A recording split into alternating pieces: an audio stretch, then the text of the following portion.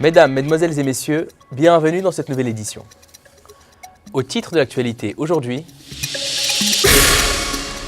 Algérie, le président tanzanien souligne la volonté de son pays de renforcer sa coopération avec l'Algérie. L'Arabie Ouled Khalifa à Lisbonne, au deuxième sommet des présidents des parlements des pays membres de l'UPM. Le roi d'Arabie Saoudite et 3 autres dirigeants du Golfe absents du sommet États-Unis-CCG. Immigration clandestine, environ 2000 migrants ont été secourus près des côtes de l'Indonésie et de la Malaisie. Nous débutons ce journal avec le président tanzanien Jakaya Mrisho Kikwete qui a affirmé dimanche à Alger à l'issue d'une audience avec le président Bouteflika que sa visite d'État était un succès, soulignant que les deux parties œuvraient en faveur d'une coopération plus forte, notamment dans le domaine économique.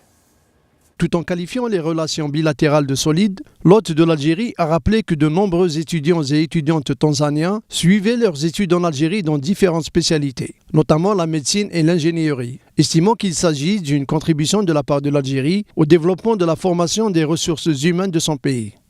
Par ailleurs, le président tanzanien a rappelé la découverte de ressources naturelles dans son pays, exprimant la volonté de la Tanzanie de tirer profit de l'expérience algérienne dans le domaine énergétique et la formation des cadres. Dans ce sens, il a appelé les hommes d'affaires algériens à investir en Tanzanie, tout en annonçant une prochaine visite d'une délégation d'hommes d'affaires algériens en Tanzanie pour examiner les opportunités d'investissement. M. Kikwete n'a pas manqué de mettre en avant les relations historiques séculaires unissant les deux pays, rappelant que l'Algérie et la Tanzanie ont abrité de nombreux militants du continent, à l'instar de Nelson Mandela. On ne saurait écrire l'histoire de la libération en Afrique sans citer l'Algérie, a tenu à souligner le président tanzanien. Par ailleurs, M. Jakaya Mrisho Kikwete s'est rendu lundi au complexe de la Société nationale des véhicules industriels de Rouiba. Il était accompagné du ministre de l'Industrie et des Mines, Abdeslam Bouchouarb, et du ministre délégué chargé des Affaires maghrébines et africaines, Abdelkader Msahel. Une délégation de l'Assemblée populaire nationale prendra part lundi à Lisbonne aux travaux du deuxième sommet des présidents des parlements des pays membres de l'Assemblée parlementaire de l'Union pour la Méditerranée, a indiqué dimanche un communiqué de l'APN. L'Algérie sera représentée à cette session qui sera consacrée à l'examen du thème de la migration, l'asile politique et les droits de l'homme dans la région euro-méditerranéenne par l'Arabie Ouled Khalifa, a indiqué un communiqué qui précise que le sommet sera organisé par le Parlement portugais. Le premier sommet des présidents des parlements des pays membres de l'UPM s'est tenu en avril 2013 à Marseille et a été consacré au thème de la dynamisation du partenariat méditerranéen. Côté éducation, l'Algérie sera représentée aux travaux de la 5e session extraordinaire de l'Organisation arabe pour l'éducation, les sciences et la culture, prévue mardi en Jordanie par la ministre de l'Éducation nationale, Noureya Benrabrit. La délégation algérienne aux travaux de cette session sera conduite par Mme Benrabrit en sa qualité de présidente de la Commission nationale de l'éducation, de la culture et des sciences. La session, qui sera présidée par Mme Benrabrit, examinera en particulier le projet de plan d'action de l'organisation. Toujours sur l'éducation, le ministère du secteur a engagé l'opération de renouvellement des membres élus représentant les travailleurs au niveau des commissions des wilayas pour assurer la continuité du fonctionnement des œuvres sociales au profit des travailleurs du secteur, à travers la circulaire 473 datée du 29 avril 2015, a indiqué dimanche un communiqué du ministère. La présentation du rapport moral et financier par la Commission nationale des œuvres sociales est prévue, selon le communiqué, avant la fin du mandat. Le ministère de l'Éducation nationale rappelle à ce titre que les œuvres sociales constituent un dispositif de solidarité de l'État envers tous les travailleurs, relevant qu'elles se constituent totalement de la contribution financière à hauteur de 2% de la masse salariale en sus des traitements et salaires versés chaque mois. Tous les représentants des syndicats au nombre de 9 étaient présents, à l'exception d'un seul syndicat, et ce, malgré l'invitation qui lui a été adressée au même titre que les autres. À l'issue de la rencontre du 5 mai, les syndicats se sont engagés à présenter des propositions concrètes permettant d'améliorer la gestion des œuvres sociales avant le 21 mai 2015. Sur le plan international, l'Union africaine a envoyé une délégation de haut niveau au Burundi pour tenter de résoudre pacifiquement la crise actuelle que vit le pays depuis l'annonce de la candidature du président Pierre Nkurunziza à la prochaine élection présidentielle prévue le 26 juin. Selon une déclaration rendue publique dimanche soir, L'Union africaine a de nouveau préconisé le dialogue et la retenue pour mettre fin à la crise au Burundi. La délégation a été envoyée dans le cadre des efforts visant à résoudre pacifiquement la crise actuelle du Burundi. Les opposants réaffirmaient leur refus d'abandonner leur mouvement tant que M. Nkurunziza n'aura pas renoncé à sa candidature à un troisième mandat, qu'ils jugent opposé à la Constitution. Dimanche matin, une personne a été tuée et une autre grièvement blessée dans la commune de Musaga, à Bujumbura, alors que la police enlevait les barricades érigées par les manifestants. Avec ce décès, les manifestations contre le troisième mandat du président Nkurunziza, qui sont à leur 14e jour, auront coûté la vie à 18 personnes. Comme nous le rappelions dans les titres de ce journal, le roi d'Arabie Saoudite et 3 autres monarques du Golfe seront absents du sommet entre les États-Unis et le Conseil de coopération du Golfe, organisé par Barack Obama les 13 et 14 mai pour resserrer les liens avec ces États troublés par les négociations États-Unis-Iran. En l'absence du roi Salman, la délégation saoudienne sera dirigée par le prince héritier Mohammed Ben Naïf et comprendra également le fils du roi et ministre de la Défense, le prince Mohammed Ben Salman, a annoncé le ministre des Affaires étrangères saoudien Adel Al-Jubeir. Les États-Unis tiennent à rassurer les États du Golfe, inquiets du désengagement croissant de Washington de la région et de l'éventualité que les accords en cours de finalisation avec l'Iran ne permettent à ce pays de se doter de la bombe atomique, des accords décrits comme un pacte avec le diable. Certains diplomates du Golfe s'inquiètent également en privé de l'influence grandissante de la diplomatie iranienne dans la région. Les responsables du Golfe pressent les États-Unis de leur fournir des armes sophistiquées comme le chasseur F-35 ainsi qu'une clause de sécurité mutuelle face à la menace iranienne. Ce sommet était attendu de longue date selon un diplomate du Golfe.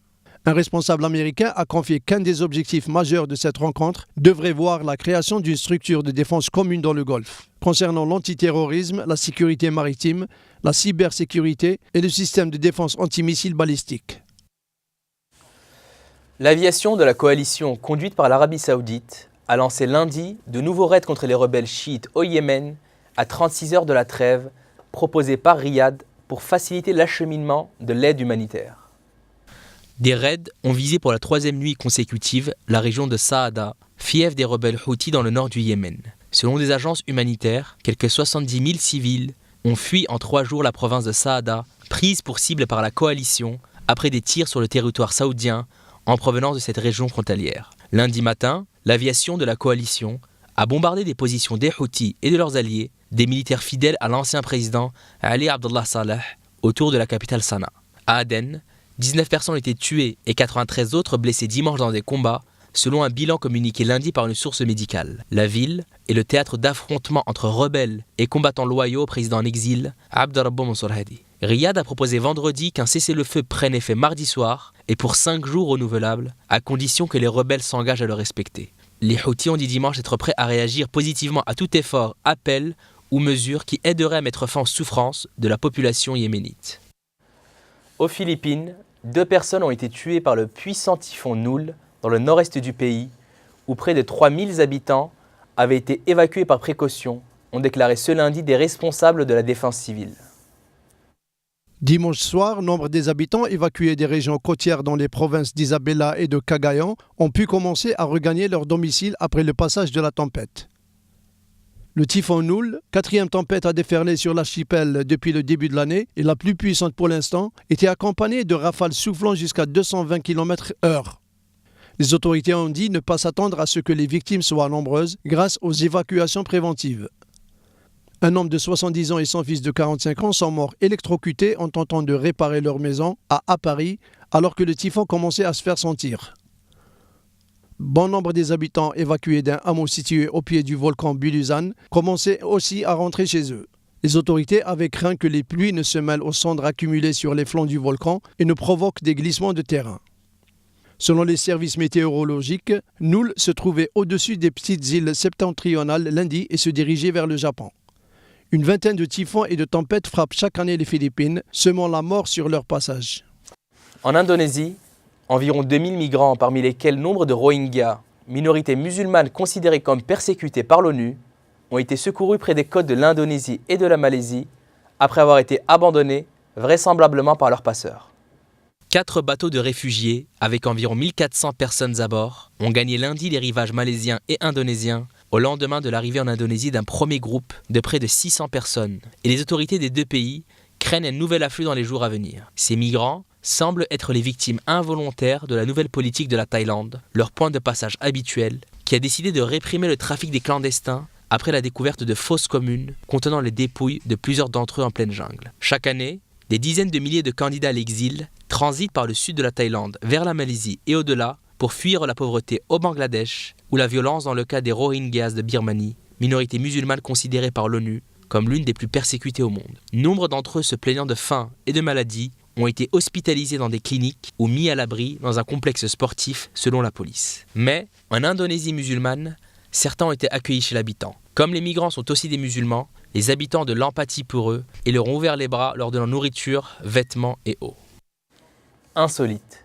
Un culturiste qui voulait ressembler à Hulk doit être vert de rage après que son cocktail d'injection lui ait causé des problèmes de santé. Romário dos Santos Alves, un homme de 25 ans de Caldas Novas au Brésil, a expliqué à Barcroft Media qu'il avait commencé à injecter un mélange d'huile, d'alcool et de lidocaïne dans ses muscles il y a 3 ans afin de les gonfler. Mais une fois qu'il a commencé, c'était difficile pour lui d'arrêter.